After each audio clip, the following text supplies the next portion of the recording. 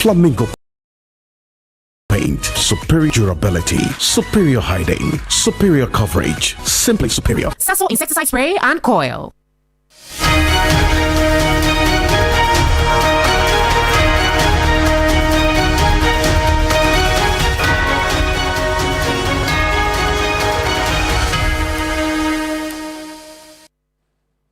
Hello, good evening. Welcome. This is Ghana Tonight. We're live from News about Desawe Kanda, also live on TV3 Ghana on Facebook and on DSTV channel 279. We're all across the world on 3news.com.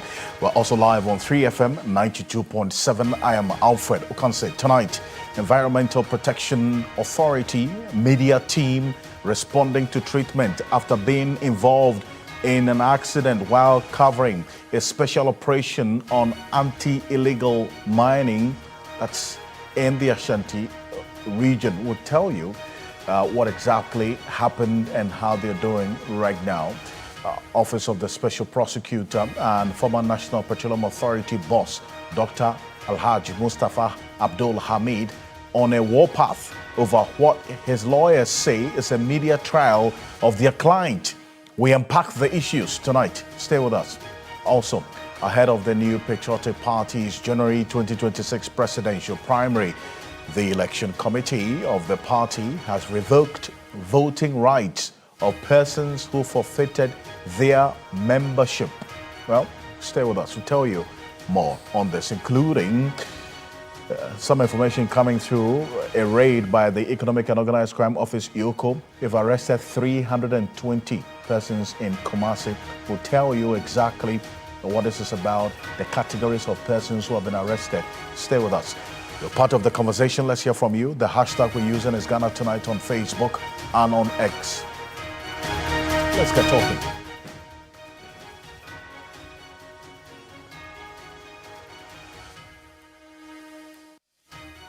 Well, let's settle for Ghana Briefs.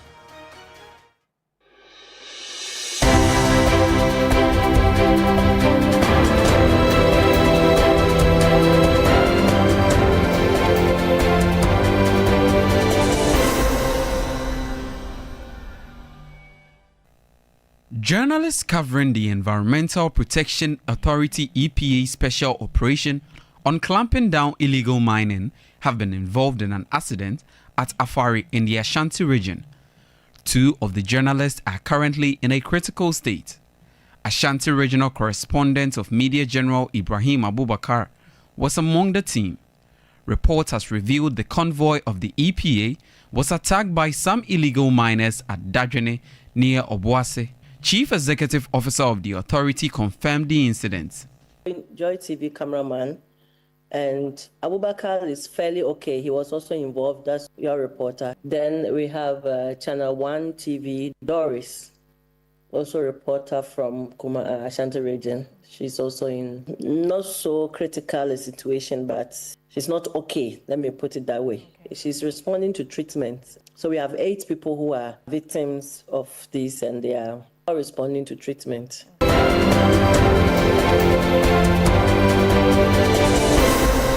Ghana will soon receive its presidential jet Falcon 900EX following an update from the Deputy Defense Minister that major maintenance works on the aircraft are advanced. Ernest Brujajemfi told Parliament that the reported corrosion spots detected in the jet and other defects have been repaired.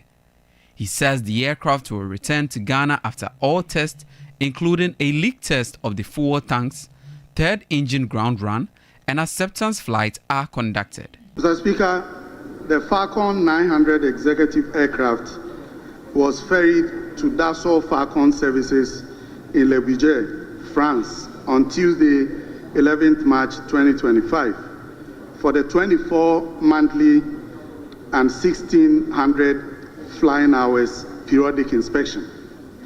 This inspection is a mandatory airworthiness requirement.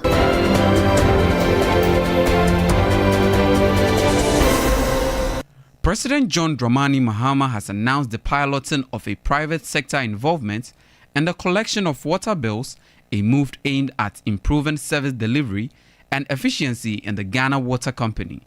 He made the comments at the sword curtain of a $150 million solar for industries that is expected to provide 200 megawatts of power for the industries in Agoto of the Ningo Prampram constituency. This will be the industrial enclave, and then there will be the residential enclave, there will be the enclave for offices, there will be the commercial district, there will be the financial district, and so it will be a very well laid out city. So everything that is happening here is being integrated into the green digital city that we have envisioned for our dear nation, Ghana.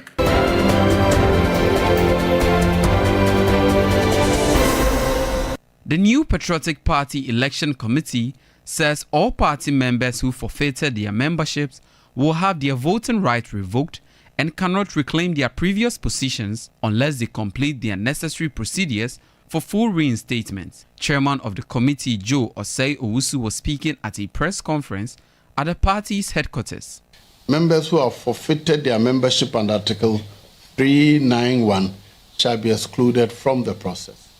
Therefore, they shall not participate in or vote in the presidential election on Saturday, January.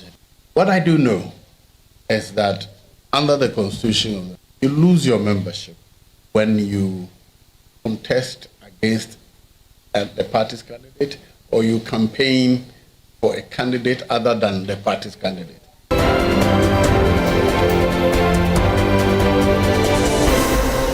The Economic and Organized Crime Office, IOCO, has arrested 320 people in Kumasi in connection with a large-scale KillNet-related fraud and human trafficking operation. According to IOCO, 25 of those arrested are suspected to be the main perpetrators, while 295 are believed to be victims of employment and human trafficking scams carried out under the guise of KillNet activities. The arrest followed months of investigation by IOCO's anti-human trafficking unit, which conducted simultaneous operations in 2 locations.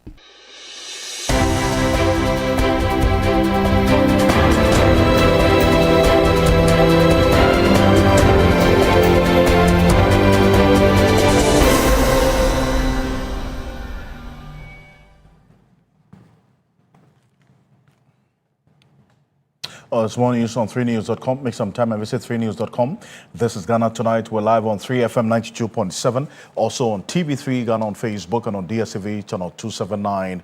We're also on 3 News on YouTube. As always, probably brought to you by Flamingo Paint, Simply Superior, Sasso Insecticide Spray and Call Tum Preco. Coming up next on Ghana Tonight, we're live in the Ashanti region for updates on the Environmental Protection Authority media team, which was earlier today involved in an accident. Very unfortunate development. Journalists covering the EPA special operation on clamping down illegal mining were earlier today involved in an accident at Afari in the Ashanti region.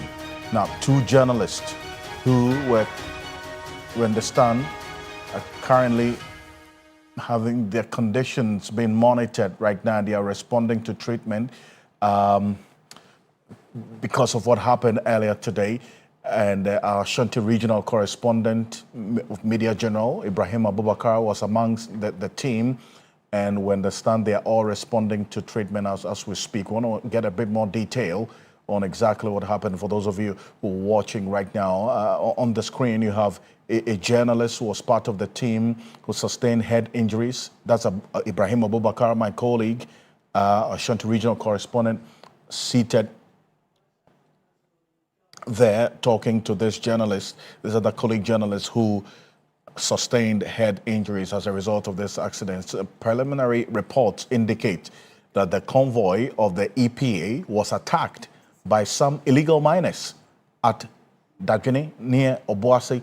Now, let's get a bit more detail into this. And fortunately, we have the Chief Executive Officer of the Environmental Protection Authority joining us. Professor Nana Ama Brown Cloche, if you can kindly put your video on for me, that'll be good. So we can have this conversation. But I'm going to show you what we do know and what's the condition of these colleague journalists as we've been showing you. We'll put it on the screen right now.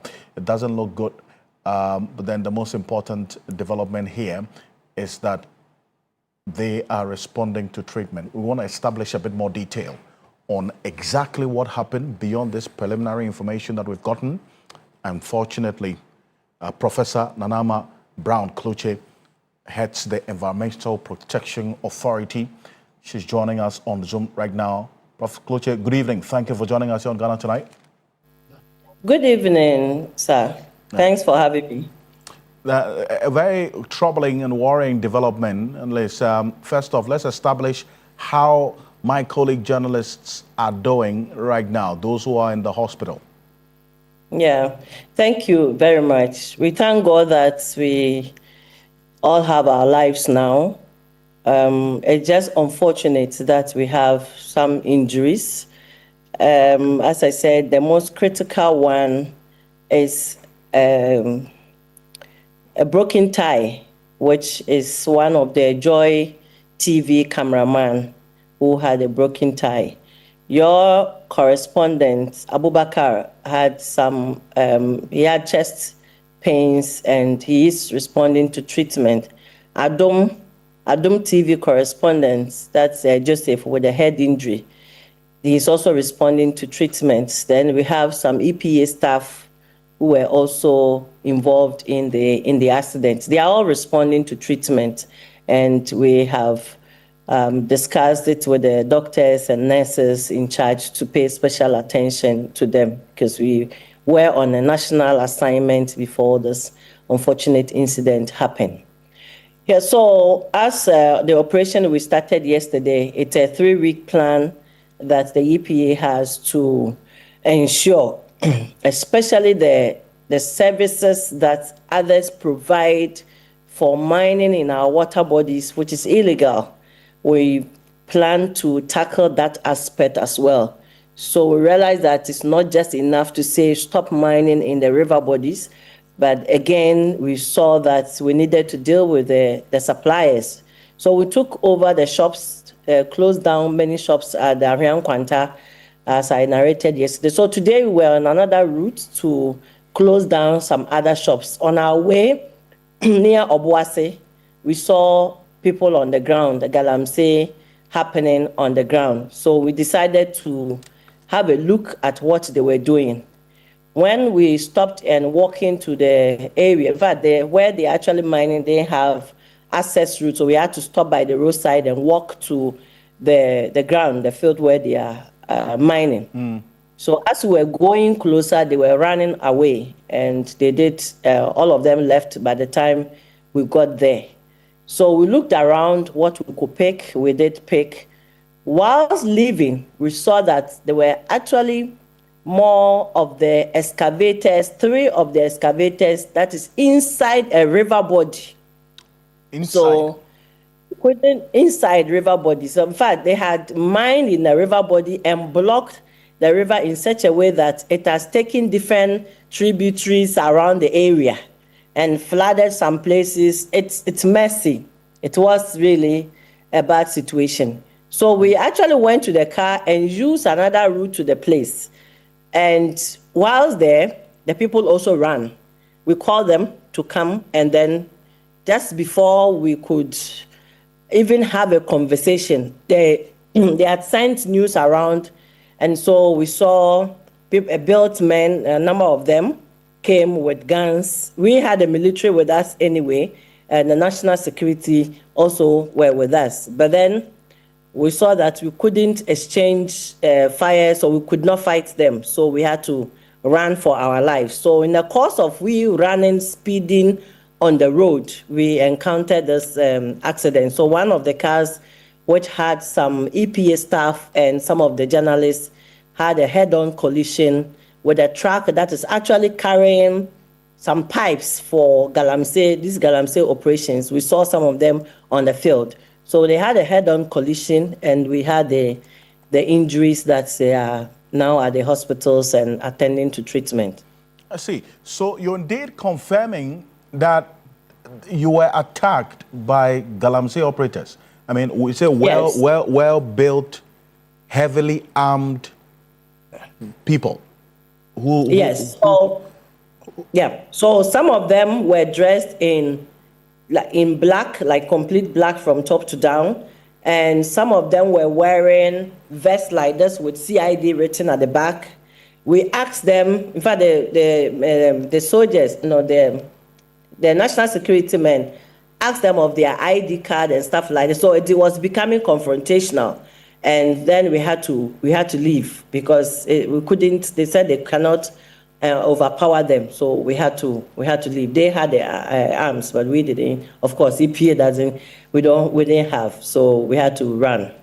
I see. Now, what prompted the decision to run? Were they attempting to fire at you or attack you? Yeah. So whilst they were having the confrontation, we got intel. So I got a phone call from Accra that we should leave immediately where we are, and that even the route we plan to take, we should not use it again, and we should not return on the same route we came from Kumasi to Obuasi. So we had to use another route altogether, much longer through Central Region, through Western Region, and then back to Kumasi. But just before we reached Kumasi is when we had a head-on collision. And this change in route, as a result of that call you got, was because intelligence had been picked that you could possibly be attacked if you used the same route you came? Yes.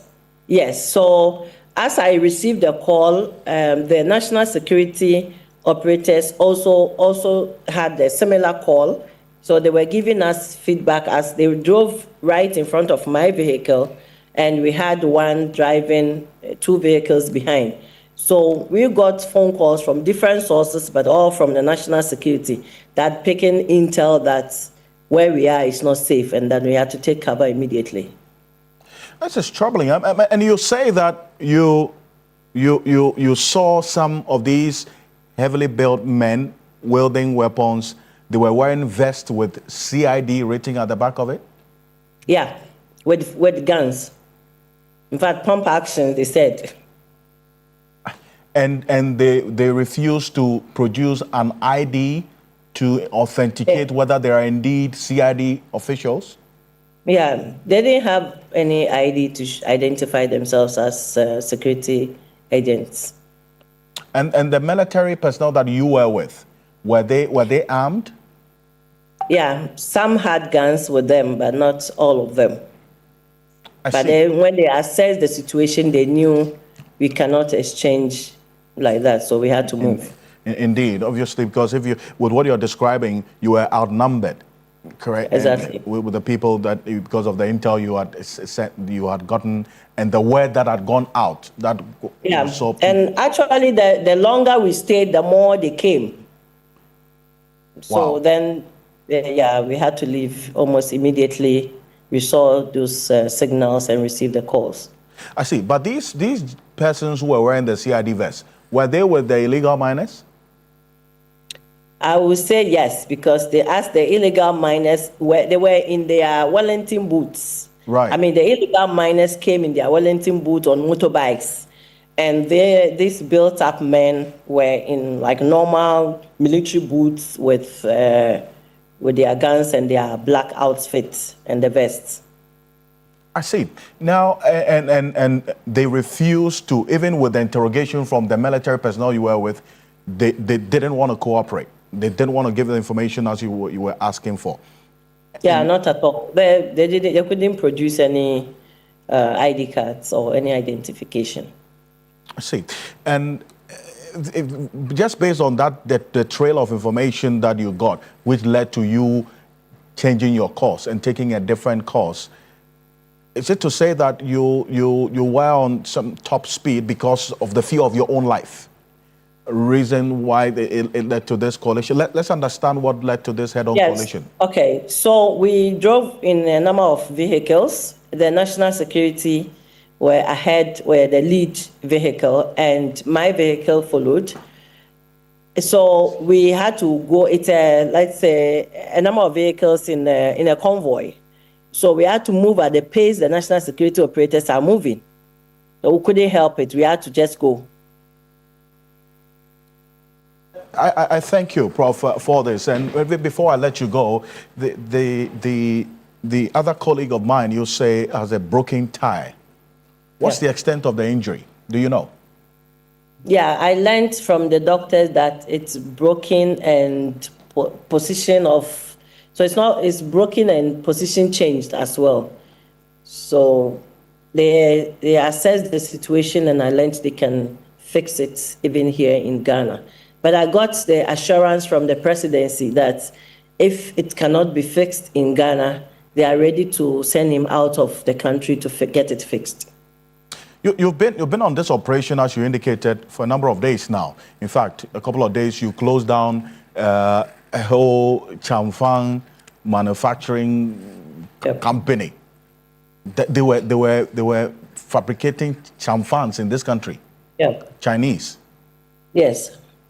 And yeah. So in the warehouses where the water pumps, the champagne engines, the water hose, the mats, or they call it blankets that they use to capture gold when they are washing. Mm-hmm. And in the same warehouse, they do the fabrication of the washer. That is the metal that they wash the gold on in the warehouses. Some are doing it in the front, and then of course we have some Ghanaian-owned mechanic shop that also do this fabrication. But the fabrication of these washers or this metal structure is illegal in the country. We're not supposed to have that done. I saw a Ghanaian in his shop, and I asked him if he knows that what they fabricate is illegal. He said he doesn't know. So we did education for him, and then we asked him to dismantle the whole structure and not to go back to it. So even when we saw Ghanaians, we still dealt with it. We had our mechanics also with us. So when the shop owner is not there, we do the cutting ourselves, and then we leave. Prof, I do appreciate you spending some time with us, and we'll touch base again tomorrow to get an update on the well-being of the journalists and your team as well, who were affected as a result of this accident. Thank you so much. Thank you. Professor Nana Ama Brown Kluche is the Chief Executive Officer of the Environmental Protection Authority. Not too good news. But then again, the most important thing is that they are responding to treatment as we speak. William Evansinkum is our Northern Sector Bureau Chief here at Media General, and he's been to the health facility where these journalists are, including our very own Ibrahim Abubakar. And William is joining us right now. William, tell us what you saw when you went there, and how they're doing right now. Well, so they're doing well. They are responding to simple commands, although not out of wounds yet. The Adam TV or multimedia guy, he had injury on the head region, and so that part of the head was bandaged. Then, of course, Ibrahim Abubakar, who has also taken some X-ray. We're still waiting for the physician to interpret the X-ray reports, so we also know what steps to take. Then I also know that one lady, Doris, from Channel 1 TV, she also had a dislocated joint in the shoulder region. That is what I am getting as a preliminary information for now. So I was there when her colleague had to help her take a bath before taking her medicine. And of course, there were other staff of NIPA. They are doing well, apart from Doris, who seems to be having some difficulty as far as managing herself at this material moment is concerned.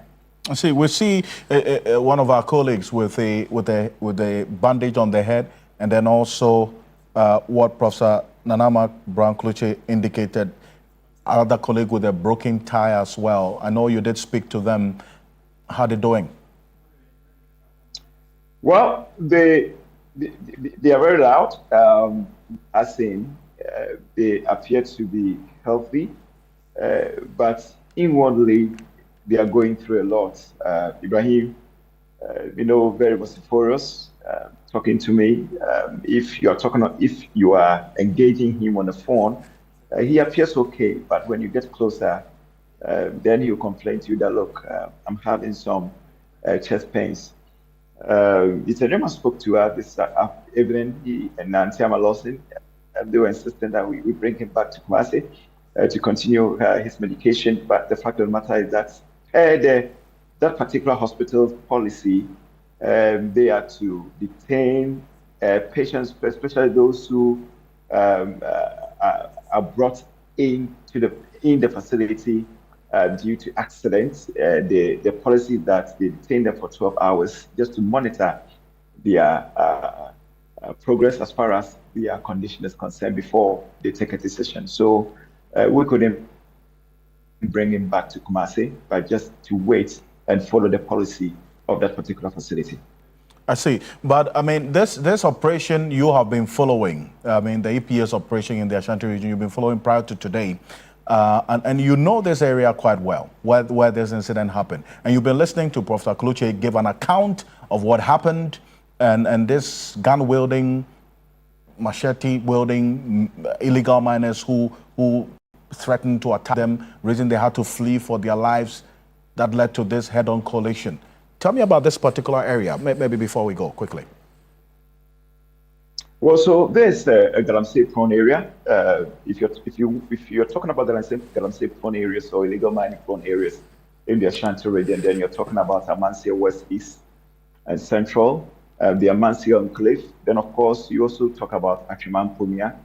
You remember, Alfred, sometime in June, we were also attacked by some thugs when we were also following the Mineral Development Fund to also monitor activities of illegal mining and its impact on the environment at Akomfre. That was in Achimampunia district. So where Ibrahim and co were attacked was Dajune. Dajune is within the Adanse Asokwa enclave. Of course, yesterday we were there. I was there with the MDF, but we had crossed to Atetem. Atetem some time ago, that was around June, we brought a story about how the Ramsey activity is also hampering education. The Atetem DA school, just behind that particular school, was this, deep pits dug by illegal miners. Yesterday we were there. Ibrahim and co were also with the EPA doing also monitoring activities, even though within that enclave, but different parts of the Adanse Asokwa area. So where Ibrahim and co, like I mentioned earlier, were attacked, is an area that is prone to illegal mine activity. And for want of a better word, it has developed certain level of notoriety as far as illegal mining is concerned. William, appreciate you for this. I know that you're keeping tabs on the well-being of our colleagues, so we'll touch base again tomorrow morning. I thank you so much for this update. William Evans Inkum is our Northern Sector Bureau Chief here at Media Journal. Want to wish all our colleagues speedy recovery as we keep them in our thoughts and prayers tonight. But coming up next here on Ghana Tonight, the Economic and Organized Crime Office, EOCO, scoring some major breakthroughs with some 320 suspects. That's what's coming up tonight. 320 suspects have been arrested in Kumasi in the Ashanti region. Let's stay a bit further in the Ashanti region. This time around, this is with EOCO. This is a fraud issue. And we'll get some quick updates on this matter now. And we got videos from the Economic and Organized Crime Office. They've announced a major breakthrough in its fight against organized crime with the arrest of some 320 individuals in Kumasi in the Ashanti region as part of an anti-human trafficking and economic crime operation targeting the infamous QNet fraud scheme. Now, this QNet fraud scheme is for the uninitiated. something this is the IOCO has been on the path for quite a while now, tracking their nefarious activities across the country. Now, the raid conducted today, Thursday, November 6th, marks the single largest anti-human trafficking operation in the country and signals a significant escalation in IOCO's efforts to dismantle the networks exploiting victims under the guise of the QNet business module. Now, IOCO's anti-human trafficking unit executed the two simultaneous operations at different locations, resulting in the arrest of the people. We'll get a bit more detail on this. They are reassuring the public of its continued commitment to fighting economic and organized crime and urging citizens to report any suspicious activities to the officers. And this QNet scheme, which often involves recruitment based on promises of high returns through direct selling, has frequently been linked to human trafficking and financial fraud in Ghana.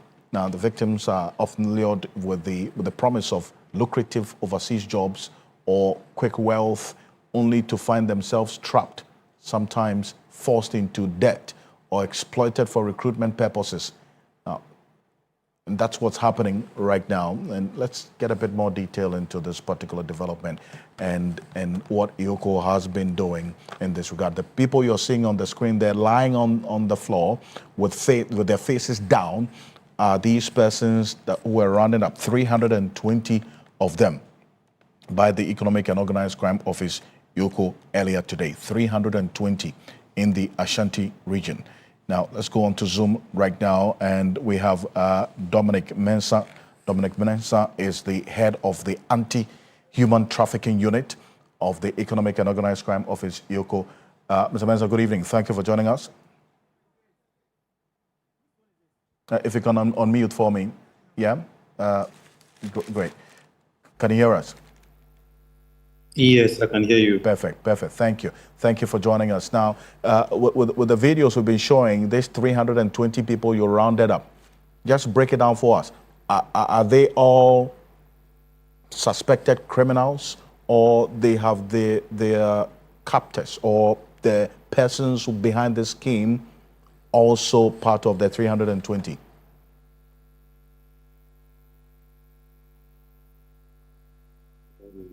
If you could listen to me on the Zoom and not the television, okay?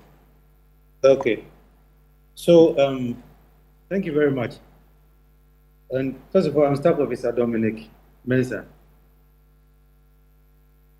I can hear you, so please go ahead.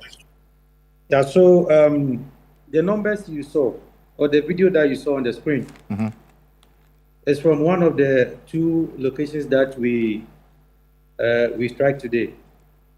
Mr. Mensah, can you look into your camera on the laptop you're using? I can see you on the TV. You're very clear, so I can, yes.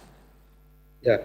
So the video you saw is just from one of the two locations that we operated today. It's one of the two operations. Yes, just from one of the locations, the two locations that we operated. I see. That's why you rounded up this 320 people. No, so this is the 320 is from the two locations. But okay. What you are seeing now is just from one of the two locations. Right. I see. And at the time, we didn't know who was the suspect, who was the victim. So we had to bring all of them to our office for screening.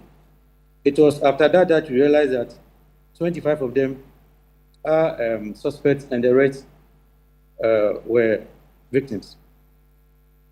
I see. The 25 are the persons masterminding this entire criminal syndicate.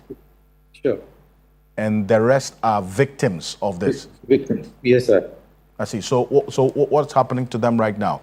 The victims, where are they, and what are you going to be doing beyond today?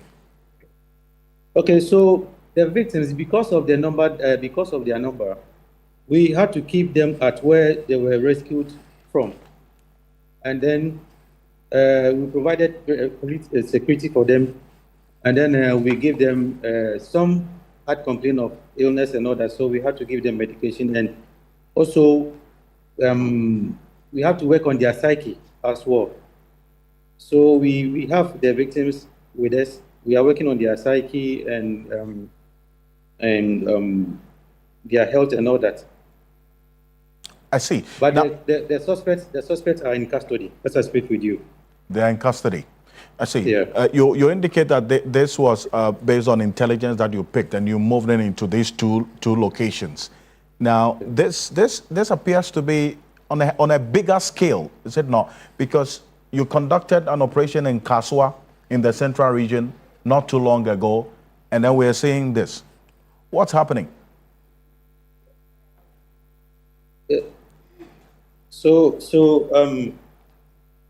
First of all, let me greet and commend my executive director, Raymond Acha, for the effort and the seriousness with which he has attached to the fight against human trafficking. I think somewhere April this year, we did a similar operation where we arrested about 231 individuals.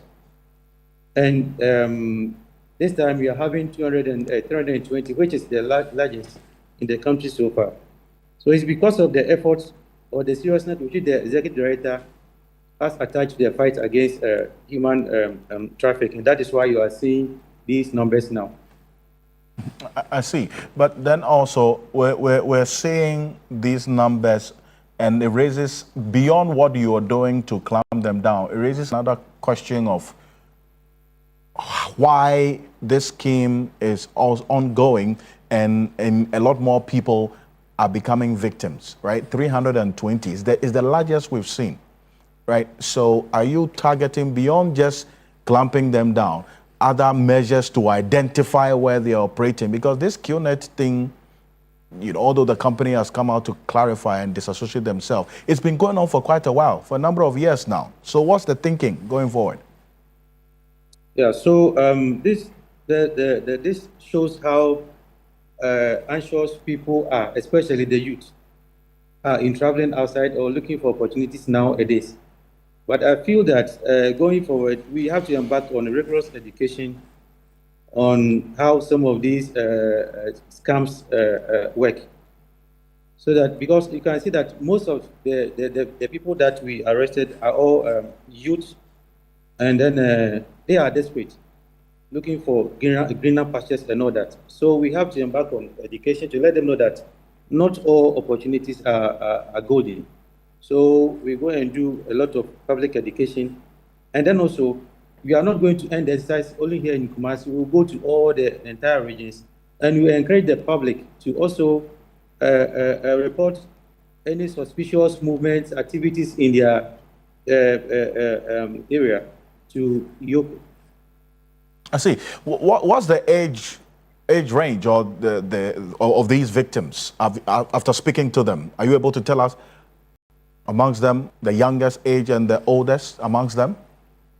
Yes, the youngest was 17, and then the oldest was 39. 17 years. Yes, and the oldest was 39. Is this a trend you see amongst the previous operations you've conducted, this age bracket? Yes. That is always the trend. I see. Now, you did one in Kaswa Central Region. Now you've clamped down in the Ashanti region. Do you have an idea of how far and wide this criminal syndicate is working in this country? Yes, per the intel that we have gathered, they are all over the country.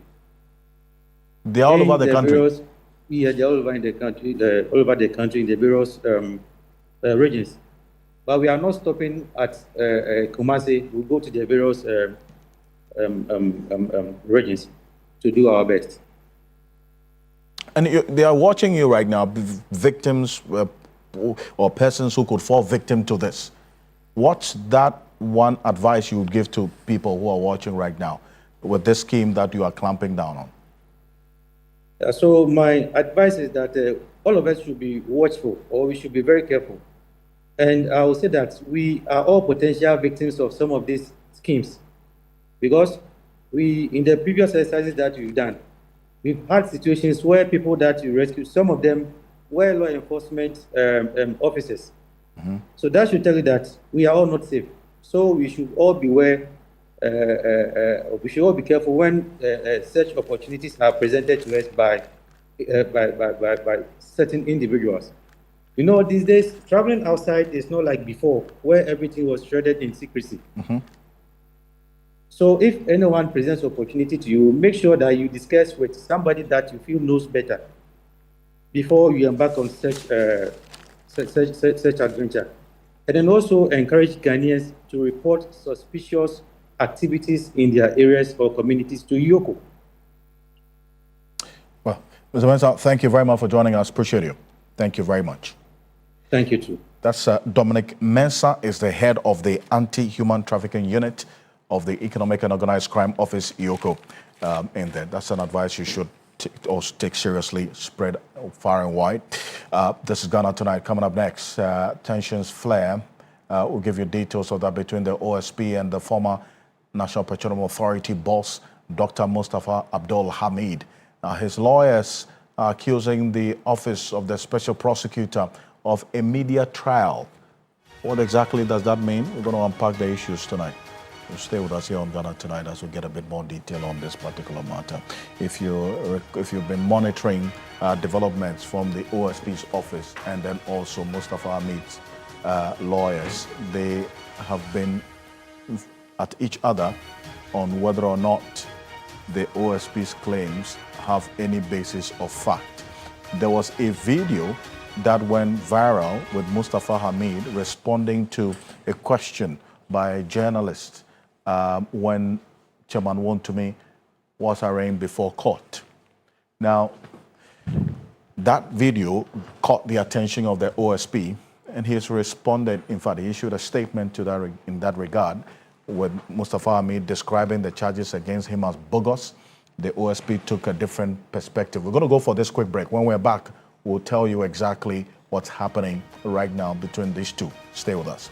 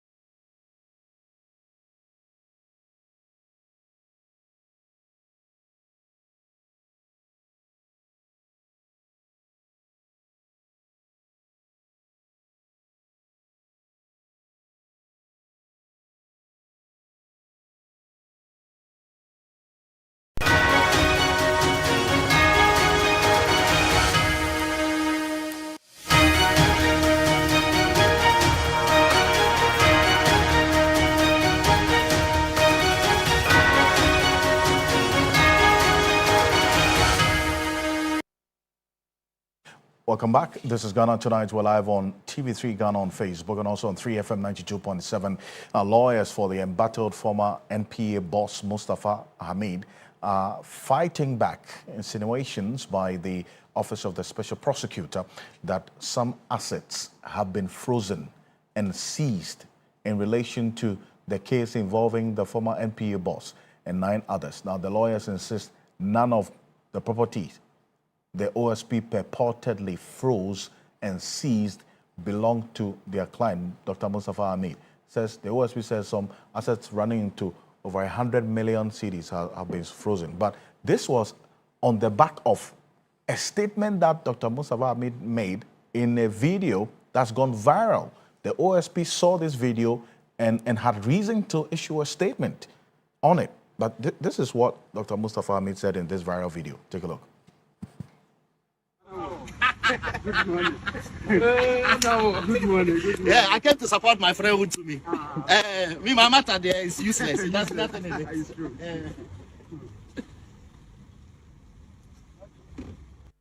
What's your problem? Good morning. Good morning. Yeah, I came to support my friend who to me. Me, my matter there is useless. That's nothing in it. It's true.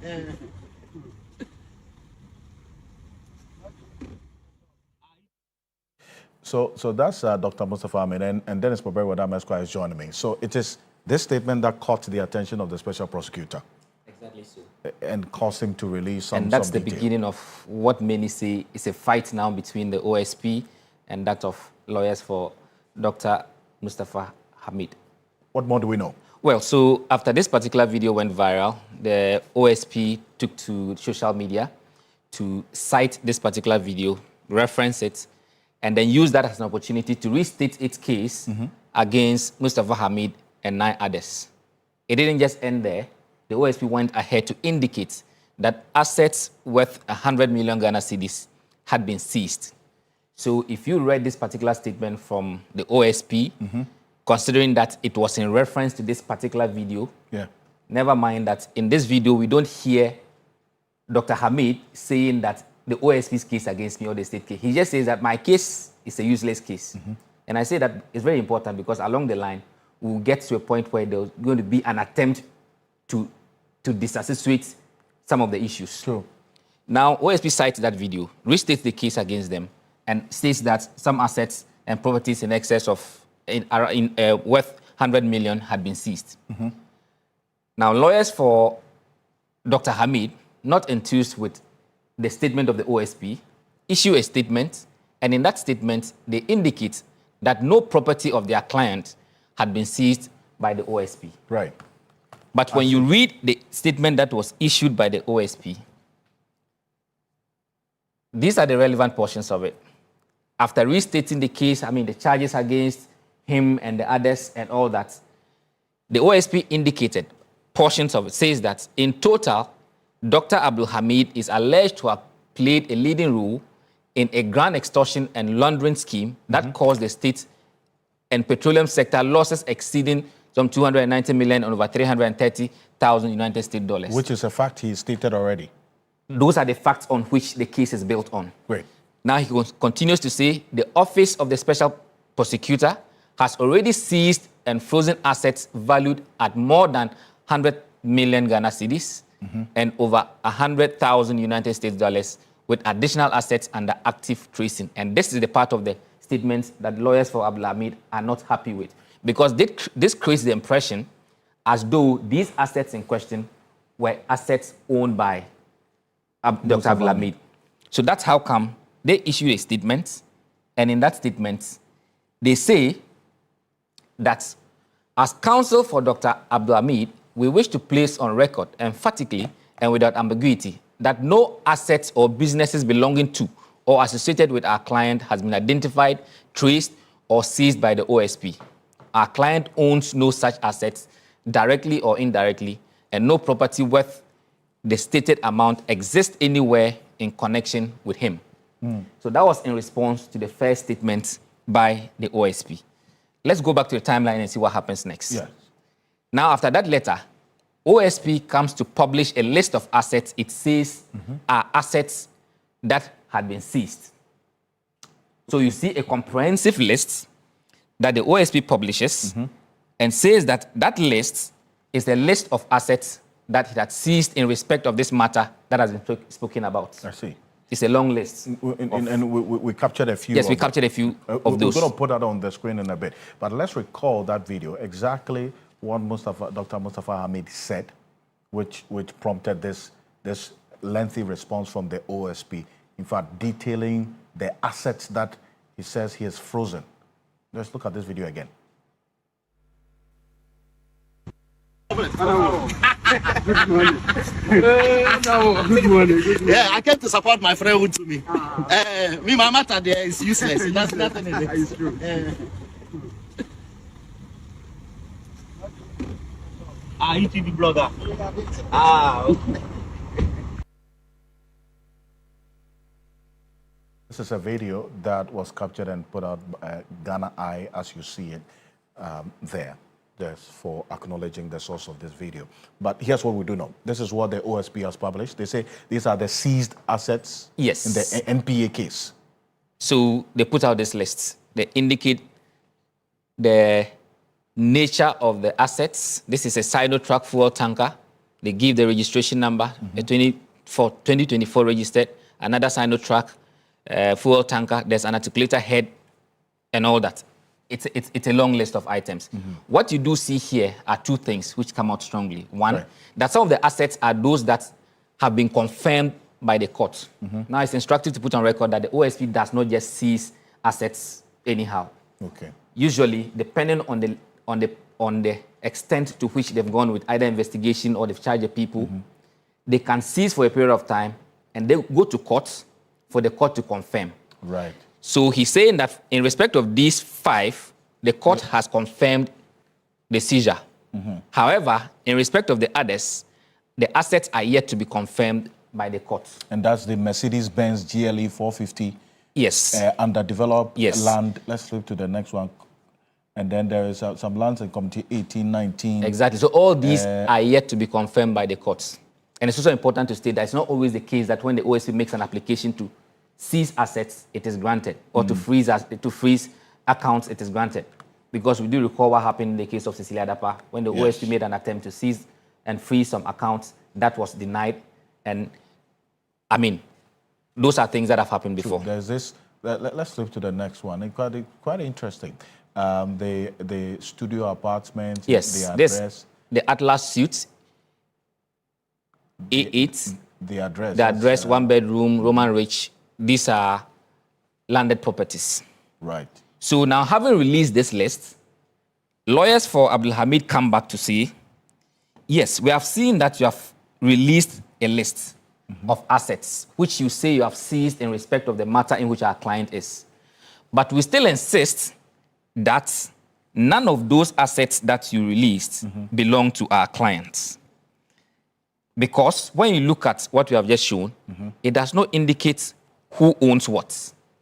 Right. So this is what the lawyers say. That we wish to state categorically and without any qualification that Dr. Mustafa Abdul Hamid neither owns, partly owns, controls, nor has any form of interest, connection, or linkage whatsoever to any of the assets published by the OSP.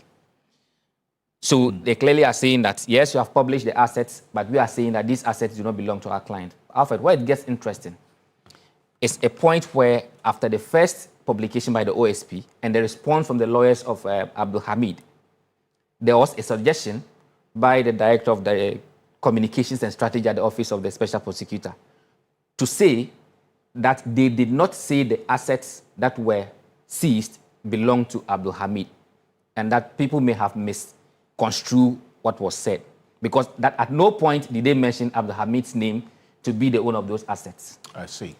But the other question also arises. When Dr. Hamid said, my case is useless, did he specify which kind of case for which the OSP also responded? Exactly. So those are questions that are still out there. But the bigger picture is that, yes, there's a case which is pending against Abdul Hamid and 9 others. In the coming days, he's going to court because when he was granted bail, he was asked to deposit his passport. Now he wants his passport to travel abroad to attend a conference, a political conference. He's made an application to the court asking that the passport be released to him. That will be heard and as to whether it will be granted or not will be determined in the coming days. So that's where we are with this particular matter, but it's still ongoing. Lawyers are fighting that these assets that do not belong to our client, OSP says we have received 100 million in respect of that particular case. So that's what we're also having. We'll see how the coming days will look like on this. Exactly. And, I think next week as well, this matter will make an appearance in court. Dennis Bobert Wadam Esquire, thank you for joining us. On behalf of the rest of the team, we do appreciate your company. Join us same time tomorrow for another conversation. My name is Alfred Ocansey. Have a good night. Ghana Tonight is brought to you by